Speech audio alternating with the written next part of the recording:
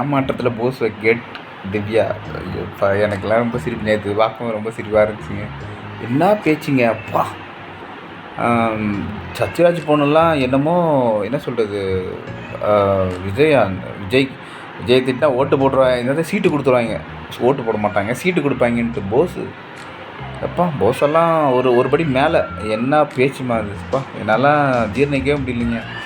இப்போ பாருங்கள், அதுவும் 2 தொகுதியில் இது கொடுத்தாரு, என்னது விருப்ப மனு கொடுத்தாரு, 2த்துலையுமே தள்ளி விட்டாங்க போல். அது எப்படி அது ஒரு ஒரு இப்போ விஜய் கட்சி ஆரம்பித்ததுனால உட்காந்து மணிக்கணக்காக பேசிகிட்டு இருக்கீங்க. விஜய் கட்சி ஆரம்பிக்க யாரை பற்றி பேசுவீங்க? எக்ஸாம்பிள் நான் சொல்லணும்னா இந்த திவ்யா சத்யராஜ் சொல்லணும். இப்போ விஜய் அது பேசுறது ஃபுல்லாக விஜயை பற்றி தான். இவர் போஸு அதுவும் விஜயை பற்றி தான். இதில் ஒரே ஒரு ஆள் மட்டும் தான் ஜாக்பாட் எடுத்திருக்காருன்னா நம்ம கோவத்தூர் மாமா லொடுக்கு பாண்டி, அவருக்கு மட்டும் தான் சீட்டு கொடுத்துருக்காரு. ஐயோ ஐயோ எனக்கு இதில் அவங்க திமுக சீட் கொடுக்கும்போது எனக்கு பார்த்த ஒரே இதில் இவங்களுக்கு கொடுக்கலன்னு ரொம்ப ஹாப்பிங்க எனக்குலாம். தெரிலப்பா, அப்படி ஒரு சந்தோஷம்.